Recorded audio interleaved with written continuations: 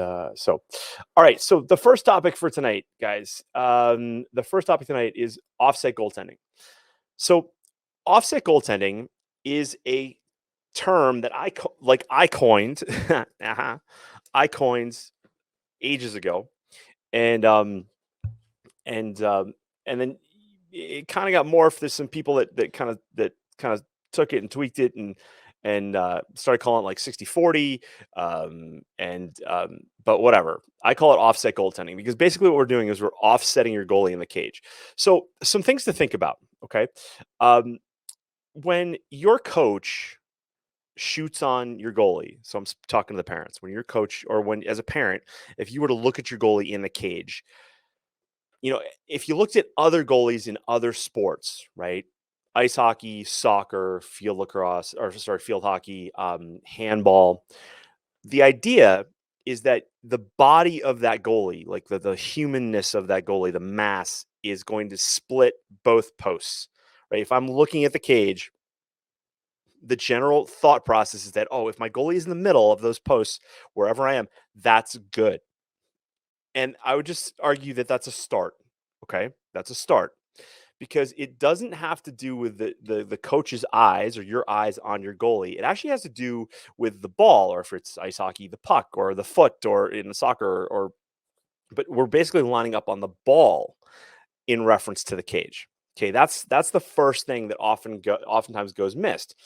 And many coaches, when you've got a young goalie learning the sport, they're trying to learn where they are in space. And I would argue that most coaches don't reinforce their goalies. They don't make their goalies spend enough time on moving from post to post and visualizing where a shooter might be, and then and then having somebody out there to actually refer them to where they should be. Okay.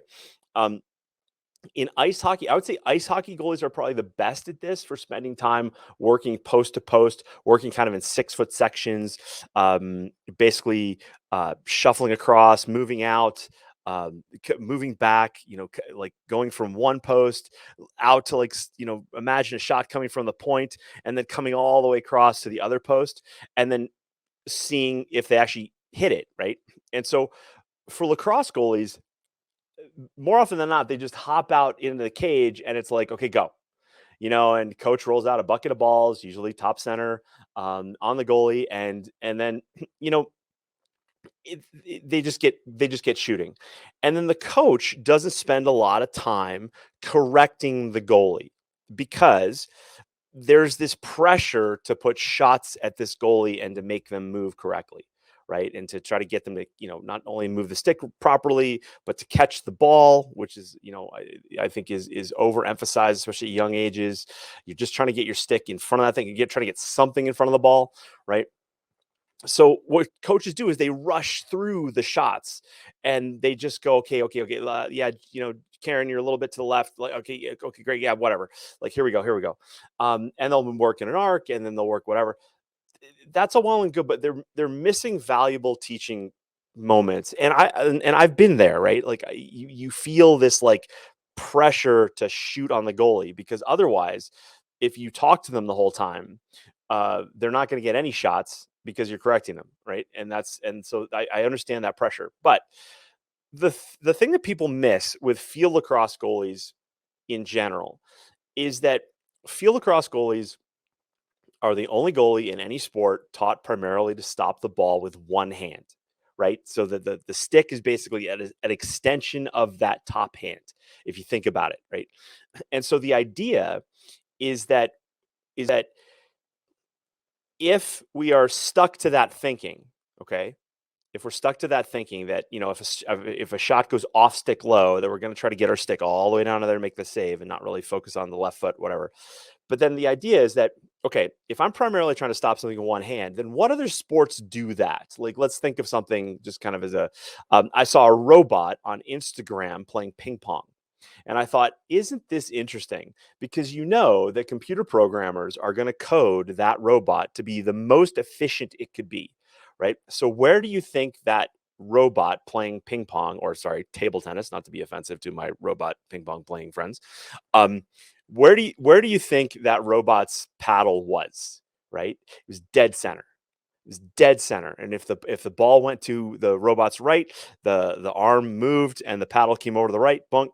And if it went to the left, the paddle went this way. It wasn't like the robot said, "Hey, um, I'm gonna hold my paddle over here," right? But as field lacrosse goalies, that's kind of what kids are taught, right? So so that's a big discussion for later. But the thing I wanted to talk about here is like, okay, if we're going to play primarily with one hand and we're guarding a 6 by 6 foot net, wouldn't it make sense to bring that stick more towards the center of the cage? Because if we uh, if the ball is going to go to our off stick side, right, then I've got a long way to move my stick. And then what happens is we think of that, but also we think like, okay, shots that go to a goalie's stick side should be easier to save. Like I think we kind of all generally agree with that. Now goalies don't always do that, and I'll talk about that a little bit more in a bit. But the idea is that if I'm a right-handed goalie, so if I'm gonna be that stick is gonna be stuck kind of on the right side a little bit, I may as well make a slight move and move my stance a little bit to my off stick side. So that's what I call that offset. I'm taking the goalie and I'm offsetting them to their off stick side. So the question is, how far should that be? Okay. How far should you offset a goalie? Well, this is an interesting discussion, and something that I do with goalies is I encourage them to do what I call the sides drill, and I'll basically put them on the goal line, put them with their left foot. Like I'm a righty goalie, I'm gonna put my left foot on the left post, so that as a goalie, I know the only place that this shooter can shoot is to my right side, right to my stick side, and I'm gonna see just how far I can go. Like so, mentally, what ends up happening is the goalie relaxes a little bit.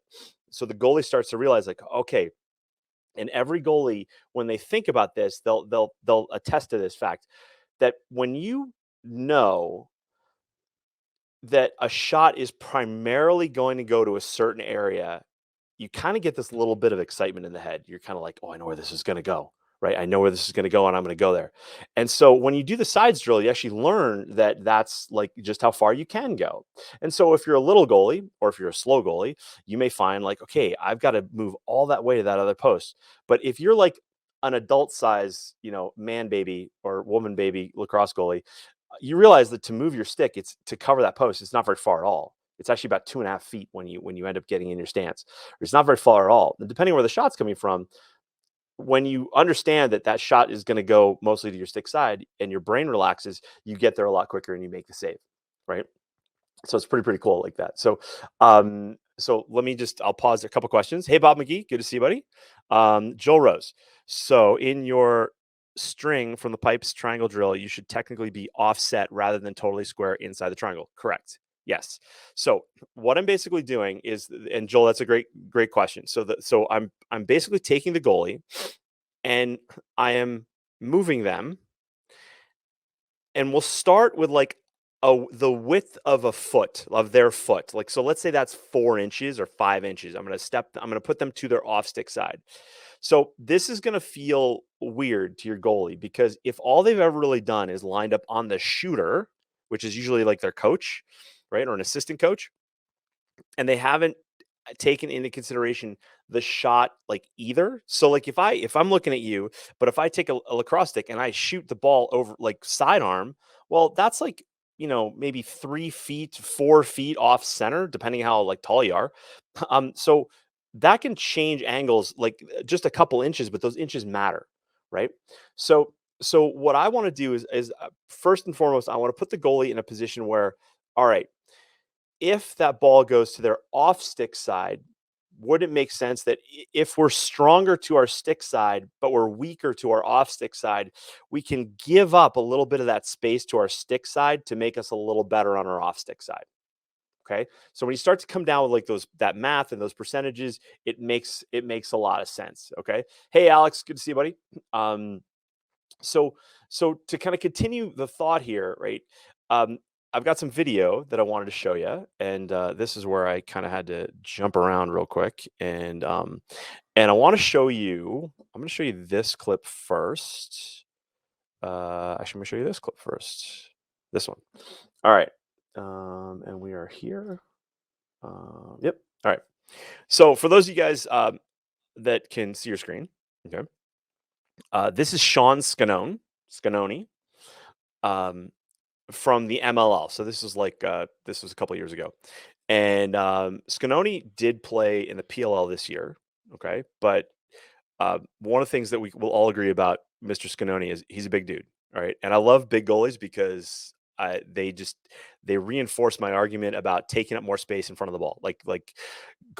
No doubt, like when you look at Sean's profile versus like an Adam Gittleman or a Bernlohr, Sean's covering more net. Just his base save potential is higher than any of those guys. Okay, so a couple things here on this particular play is that you'll notice is that he is off as the player. So the ball's top right. Okay, ball's top right, and as the player moves, now I'm just going to move this. I'm just going to scrub it here. Okay, as the player moves, you'll notice that the player is moving from so Sean's a lefty goalie. So what this means, if you're going to remain offset, is that if a player is sweeping from the goalie's right to their left, the goalie is kind of lagging behind slightly. Okay. Now, this when you first do this with a goalie, it takes it takes a major reset. But when you do the sides drill, and I've got for my Lacrosse Goal University members, the sides drill is in Lacrosse Goal University. But the idea is that he's basically giving the shooter more to his stick side. All right. And that's kind of cool. That's kind of cool to see. And so as this play kind of goes along, Sean is kind of behind the play, right? He's behind the play. So right here, a lot of coaches, like if they were shooting from this position and they looked at this goalie, they would probably say, "Hey, man, you're not centered in the cage, right?" And I'm like, "Well, that's true. You're not centered in the cage, but you're actually doing, you're basically messing with the shooter's head a little bit because you got to remember, and this is true for the boys and the girls. So if you clicked away and you've got a female goalie, you're missing the point here. All right. But the idea is that this shooter is now like he's got a midi on him, he's got a long pole coming, he's got these two guys looking at him, like it's a tense moment. And in that time, he's looking at the cage, and I believe that when as a shooter, in all that traffic, when you look at the cage, you're seeing space and you're going to shoot for that space. So as a goalie, I can take advantage of that. So what's kind of neat here as the play kind of progresses is that Scanoni is behind, like right here. He makes a little step, he makes a little move, right? But this is a great shot because you can see he's just slightly offset, right? But what do you think the shooter sees? Well, the shooter sees obviously basically stick side hip, stick side low, and then off stick high.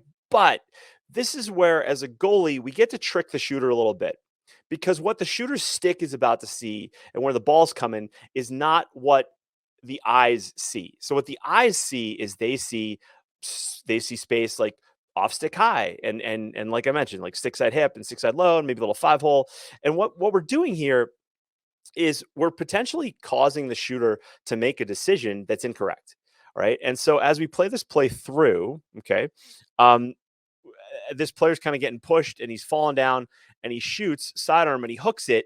Where do you think he's going? He's going off stick high, but because Scanoni is offset and his stick head is more central to the cage, he has more of a chance to stop this ball that goes stick side high. So if we get a little lucky in terms of like the shot preference is a little bit off or it's a little bit of a miss, then he's going to make the save, which he does, right? So what the shooter sees and what the ball sees are two different things. Okay, and so Scanoni makes a nice little stop and explodes it and then makes a great little save. Okay. To me, that's a really good example of that. So does that make sense to everybody? Like what I just said? We got another one here. This one, this is kind of interesting because now we're talking about a goalie who's on the post, right? So if I'm a lefty goalie and I'm on the right post, I believe a goalie like if the stick is in your left hand when you're on the right post, you have an advantage, especially if a player comes across the cage. But we'll get into that in a different video. But the idea here is that I believe that the lacrosse goalie of the future will learn how to change hands because I believe the percentage is higher here. So because I think if you took a big sampling of saves on shots from like this angle on a from side right on a lefty goalie versus side left on a righty goalie, you'd probably see that there's a better save percentage of goalies who have their stick in the hand away from the post. All right, and we'll get to that later. But that's always made sense to me, and it's something that I believe a goalie, when they start young enough and they adopt that, they'll be able to do this through their entire career, as opposed to the goalies we see today who have just primarily played one hand their entire career. Okay. And so, an ice hockey goalie doesn't reach across their chest to make a save with their glove hand, right? They're going to make their save with something else, right? And so, same thing goes true with soccer and field hockey and everything else. Yeah. So, but in this particular shot, right, the shooter is side right in a lot of traffic, and so Scanoni is right on that post. And I think a lot of goalies, and I got another clip here I'll show you. I think a lot of goalies will have left the pipe a little bit maybe here. But what ends up happening is this shooter tries to sneak it near side, and Scanoni's able to just kind of fill that space with his hip, right? And the player misses, okay, and hits the side of the cage. So what happens here, and I feel really strongly about this, is that most goalies and most coaches shoot on goalies thinking that that goalie is going to have to make a save, right? That the ball is going to go inside the pipes, and that's not true. A player can miss, right? We can force a shooter to make a bad decision, like in the last clip, or decide not to shoot at all, which is another option. So he makes the save, and it's kind of fun here because the ball goes down. I love this little like whack, this little threatening slash to the attackman. Don't you dare think about getting that right here. He's like, don't you dare. I think that guy's in the crease, by the way. Okay. So that's a fun little play. All right. So now we'll go back to this one. Okay. Here's another one. Here's another one. This play, and these are clips. So unfortunately, I can't. You're just gonna have to trust me because I've seen more of the entire shot here. But if you watch this particular play, so this is a play where this attackman has come from side right, and now he's coming across the top of the cage a little bit. Okay. But most goalies in this position, I know you can only just see his foot in the top of the crease here, but let me see if this will come forward. It's because it's a little cluttered. I get it. So most goalies here would have come off the post here. But when as the goalie comes back in the screen, you'll notice he's still on that post. Okay. So this is again another form of offset goaltending. Like he's giving the player, the shooter, his stick side to shoot at. Right. And again, in traffic, this attackman is going to make a quick move, turn, scope the cage quick, and realize like all I've got is far side post, and Scanoni is going to just nail it. Now, what's interesting here is it causes a little bit of a bad choice, right? Now, what I think may happen here, so I'm going to give the goalie the benefit of the doubt, is this shooter is probably used to a goalie who would have come off that post. And so as he turns, right, as he turns and he shoots near side, well, what happens? The goalie hasn't moved at all, and he shoots it right into him. Okay. He shoots it right into him. And so a lot of goalies, I think, would have been off that post, right? And so that's not what I teach. I want a goalie to basically be offset to their off stick side. And I think this is an interesting save because I think he takes advantage of it. Now, something here from my Lacrosse Goal University members, I'm doing a clip on this because this is a save. This is an example, in my opinion, because this save gives up a hell of a rebound, right? The ball takes off. And I believe a goalie that is better served with that better understands their protection A hockey goalie would have just absorbed this into the chest, like between their hands, and that ball would have just dropped to the ground. And with all due respect to Mr. Scanoni here, we got a lot of mass behind that chest protector where we would have deadened that nicely, right? And it would have just fallen at our feet instead of trying to get our stick head on it and now giving up a bit of a rebound off the plastic, right? So that's really important. So this is a great example of a goalie who stayed on their post, okay, stayed on their post long enough, and now he's a lefty. Okay, he's a lefty. But again, if you're a righty goalie and you learn how to do this at a young age, I think this makes a lot of sense. Okay. All right. And so I encourage my goalies to mess around with switching hands in practice. Okay. So I'll play this for you just live in one play through once. Boom. Boink. There it is. Okay. So moving backwards to this clip. Okay. This is another neat one. Okay. So again, from an angle perspective, this ball is kind of like 45, well, maybe not 45 degrees, maybe like 35 degrees off goal line. But you've heard me say before that a player, when a shooter hits the post, that's a sign of respect. All right. So if you watch this clip, I'm just gonna play it through live once, right? That hits the post. It hits the far post. Okay. So I'll just rewind it here a little bit and we'll go slow. So there's a little bit of a slow slide here, I guess. I'm not sure why. 1, 2, 3, 4, 5. I guess they're man down. All right, a little bit of a slow slide. Quick rotation of like so. This midi or this attackman gets the ball, turns, and takes a quick rip. And where do you think he's going to go? All right. So where do you think he's going to go? If I'm offset and Scanoni's offset because his right foot's basically on the post, we're going far side.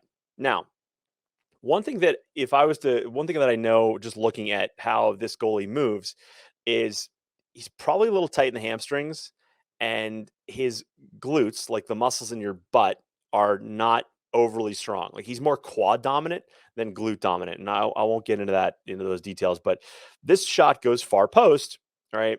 And but this player has made a choice to try to sneak it in, right? So you can kind of see the dust, those little the rubber pellets, So Scanoni misses this. He's not there fast enough. Okay. And so, but because he's given that area to shoot at, and this player respects him enough to try to put it in that far post, he missed. He made an error and it hits the pipe. And so this is where some people look at posts and say, oh, that goalie was lucky. And I look at shots to the post and I go, no, the shooter respected the goalie enough to make a decision and try to go for something close. And that to me is almost as good as a save. You can't register as a save on the score sheet, but something to think about is like it's a good deal. Like it's a good deal, right? So on this one too, this is one where now I believe that in this case, Scanoni being a lefty and being on this post, as this player moves away from the cage, he comes out at the shooter, which is awesome. Okay. But he also knows that he's vulnerable to his off stick side, right? So he's offset to his stick side here in this case. So whether that's done on purpose or not, I don't really know. I can't attest to it. He might be a little slow, a little late, but what he knows in his head is like, okay, I'm giving this player the far side, right? I'm giving him far side. And when he tries to go for it, Scanoni realizes like at this angle, okay, at this distance, I'm gonna have to get my leg on this. And he starts to sweep quickly, sees those hands drop low, and then he's gonna go into that space and move it. Now, one thing here, um, so I don't teach a massive step like this because it puts a goalie out of position, and it's a massive move, right? It's a massive move. It takes a lot of strength to get out of this. For any parent that's trying to do a lunge in the gym, you know how hard this can be, right? So, but he manages to get something on it, and now he recovers and he gets back, right? Um, so that's a little bit of a different take on that from a different angle. So let me see. Do I have this one? This was the one we talked about, and this was the one. Okay, that's the other one. Any questions on that, guys? Like while we're talking about it, any questions on that? I love like uh, when big men play goal. All right, it's kind of like when a lineman gets a fumble and they run down the field trying to get a touchdown. But one thing to understand here is that when you're a big presence in the cage, you force shooters to make decisions. And one of the things I think Scanoni does really really well is his positioning in the cage. And we're starting to see other goalies do more of it. Okay, I've been talking about it for years. Okay, um, but at the high school level, at the junior high school level, you're probably not going to run into a coach who's thinking like this. And so they're going to tell your goalie, "Hey, you're off center," or like you're offset, like you got to center up, like you're not like whatever. But I disagree. I disagree. And so that's where your goalie's got to understand what's going on and why. Okay, so that's something really kind of important to kind of think about. Okay, so 3420. All right. Moving on, shall we? Okay, question.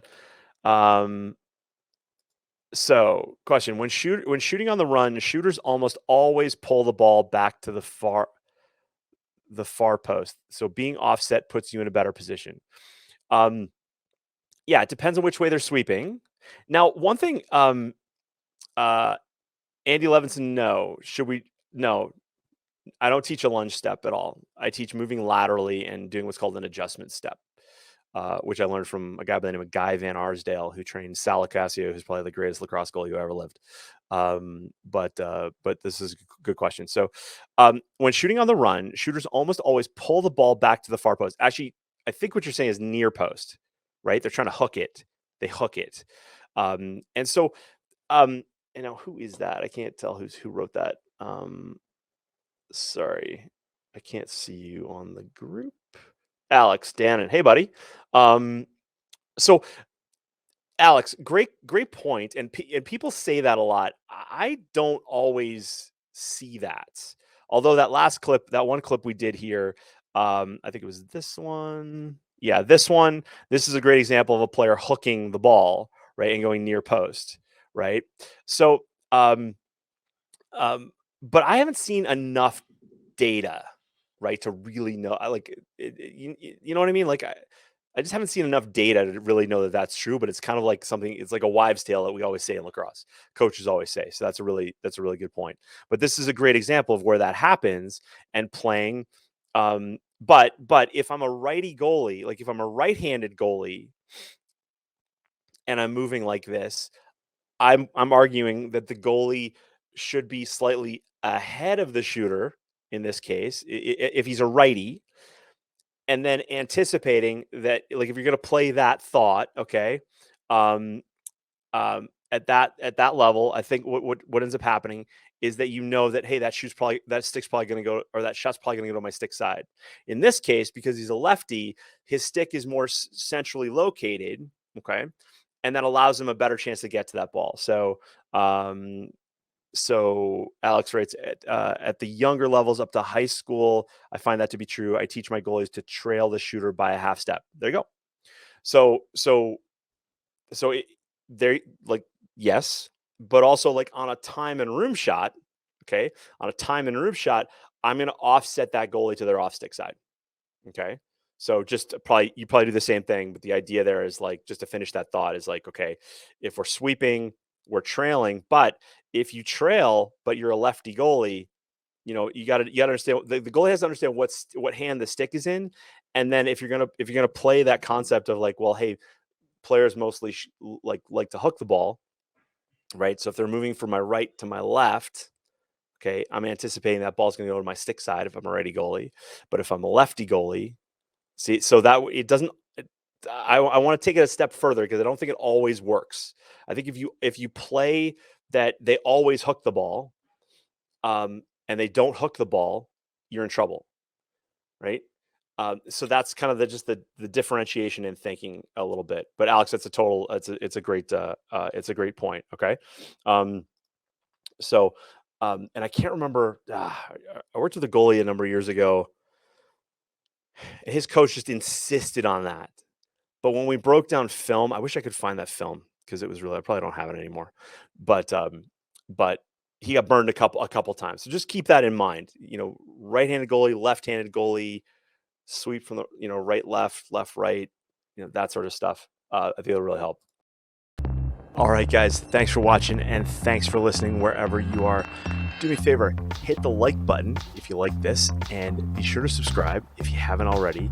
When you're ready, head on over to lacrossegoalieuniversity.com/coaching so I can work with you and your goalie.